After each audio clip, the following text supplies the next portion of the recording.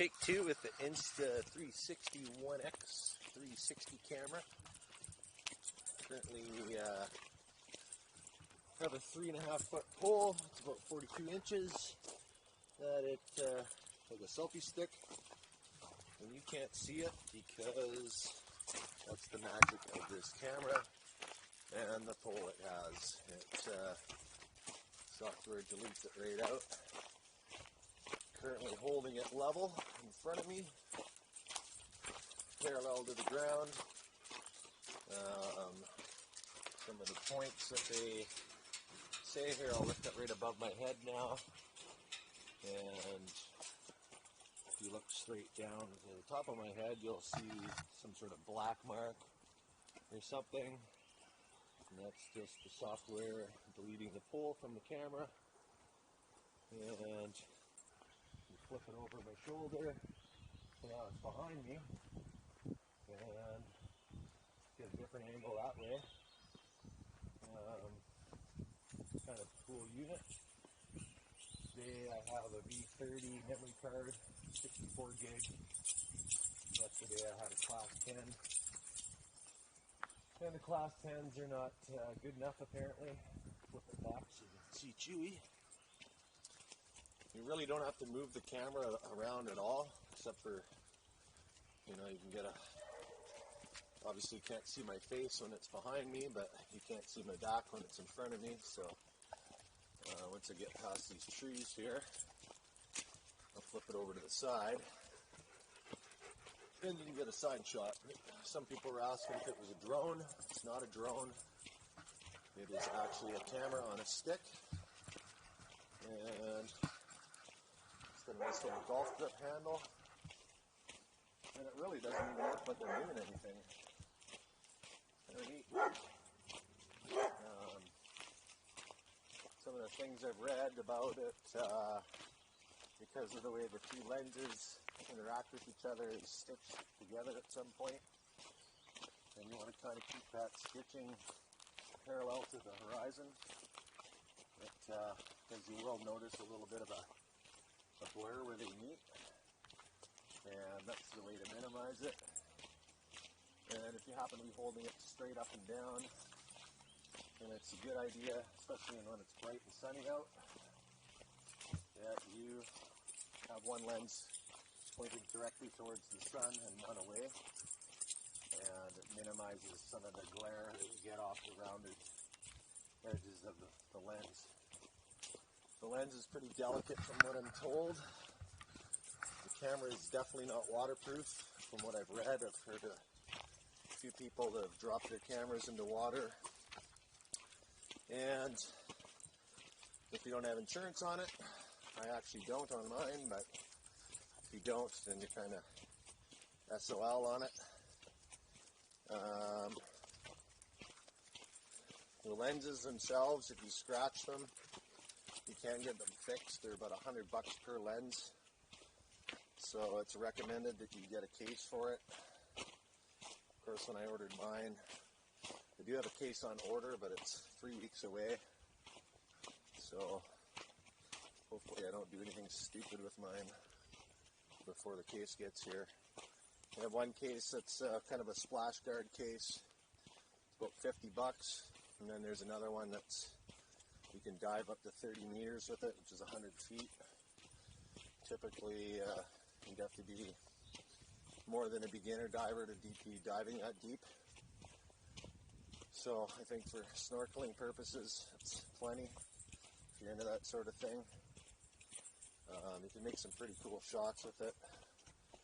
And that's about it, really. I think the biggest challenge with this whole camera is learning to use the software. There's an app that you can get, Android and iOS. Can't speak for the iOS, but the Android it's got a bit of a learning curve. You can do some speed ups and slow downs from 1/4 speed all the way to 64 times speed, and that's about it, really. It's kind of bought this thing for fun, and really hoping to use it for work.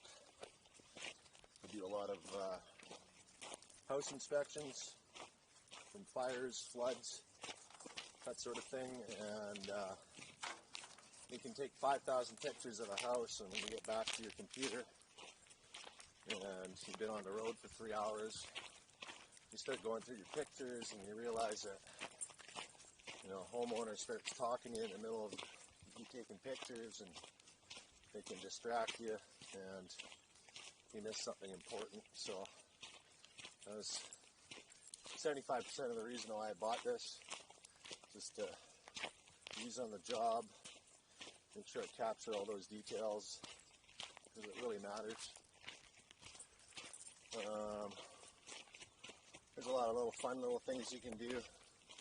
Like I can raise this up so it's above my head, and obviously I don't know if you can see my arm, it depends on how big the blur is, but you may or may not be able to see my arm bent like this, my left arm that is, and kind of looks unnatural. But I was watching the video yesterday, and when I was just holding with the camera straight in front of me, you really couldn't tell that I was holding anything at all. And if I look up, this would probably be the spot where I turned it into the small planet, and it would look like I'm walking on a small planet. Kind of fun little effects you can do. I do have another little extension thing that clips onto the bottom of this selfie stick, and it's called a bullet time handle, and basically it's a 360 swivel, and what you would do is you'd start swinging it parallel to the ground at about 1 rotation per second, and then you can slow it down to that 1 1/4 or 1 1/8 speed, well I guess 1 1/4, 1 1/2 speed, and you can get some matrix style effects on that. And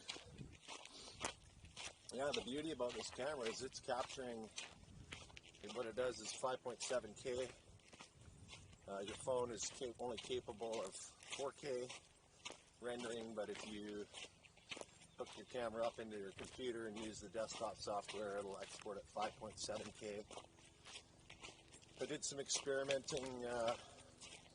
Yesterday's little walk took about 25 minutes or so. In 25 minutes, used up about half the battery. So it comes with 1 battery. I've ordered 2 more, plus a little extra charger. And I got a couple more memory cards too. I think I got 364 gig memory cards total. So it's all said and done.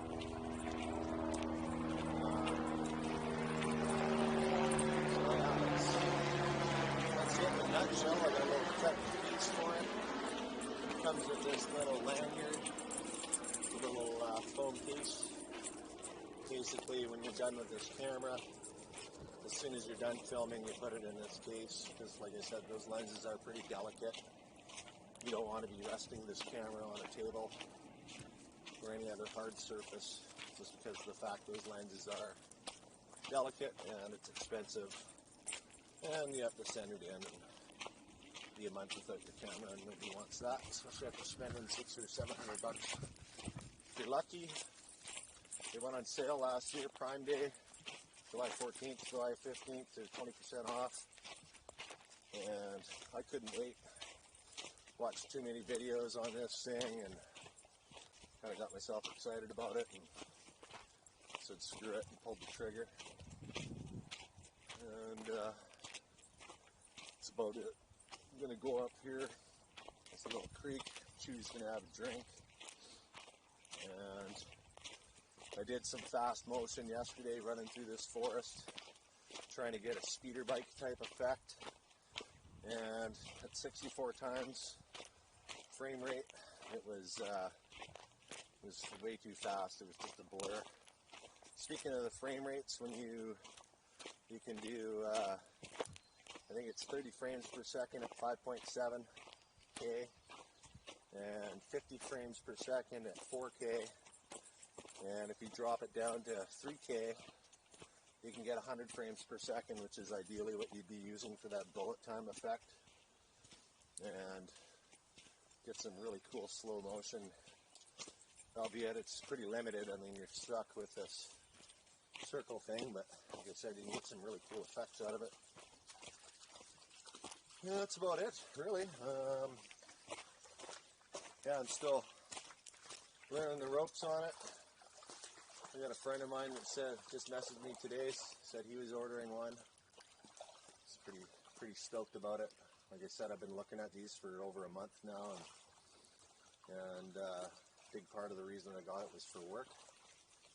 And might even be able to branch off into doing some alternative work on top of it. With been looking into doing virtual tours for things such as real estate and basically documenting your house. Hey, Chewy, you gonna come this way? Come on, let's go.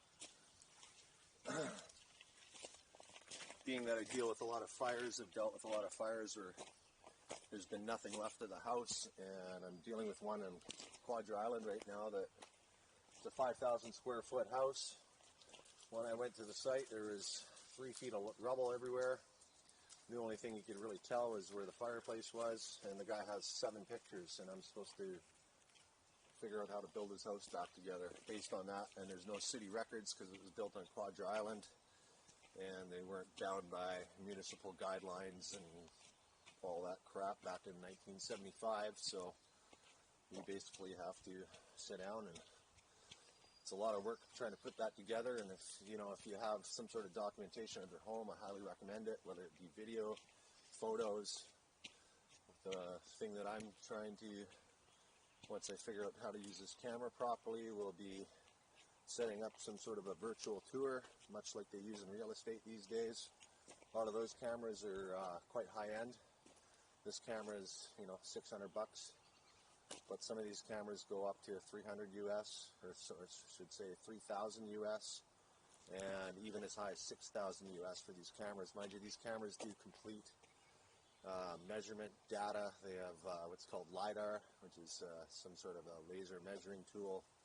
Don't know the exact acronym off the top of my head, but basically you can take a picture of a room.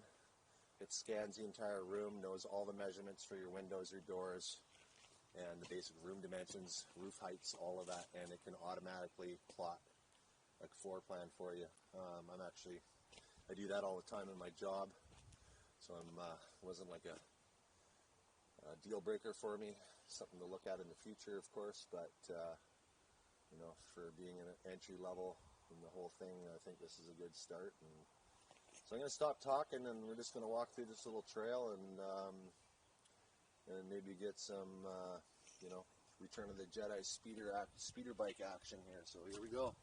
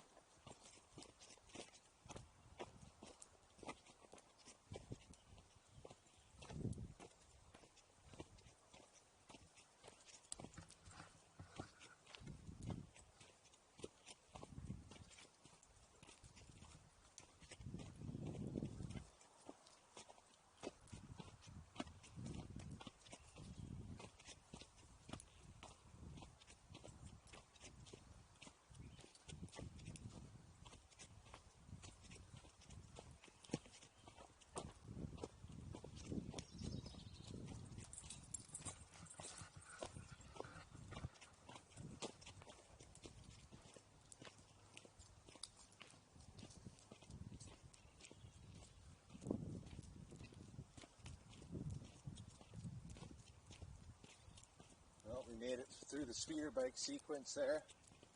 That's one of the other things too when you're doing the processing or the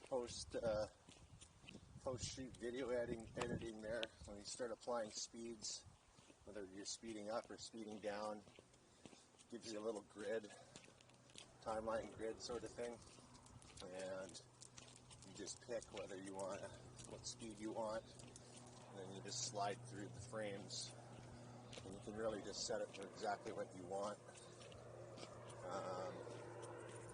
The thing is, once you set one section, say you set it for 8 times speed, and you want to go back to normal speed, then it resets and you start from the beginning. So if you have 4 or 5 different speed changes, you put it through, and then you start over, scroll up to where the next speed changes. Come on, Chewy, get over here. Come on. Also, when you're doing your video editing, those speed changes, you don't actually see the speed changes. It'll tell you where they are, but you can't watch it until you export it. So you just kind of have to guess, much like I did yesterday. That was my first time, and 64 times. If you figure you're making 1 step a second, 64 times is 64 steps in 1 second, which is 60 meters, 70 meters. So it's pretty quick. But again, you won't see that till you export it. I did a 25-minute video yesterday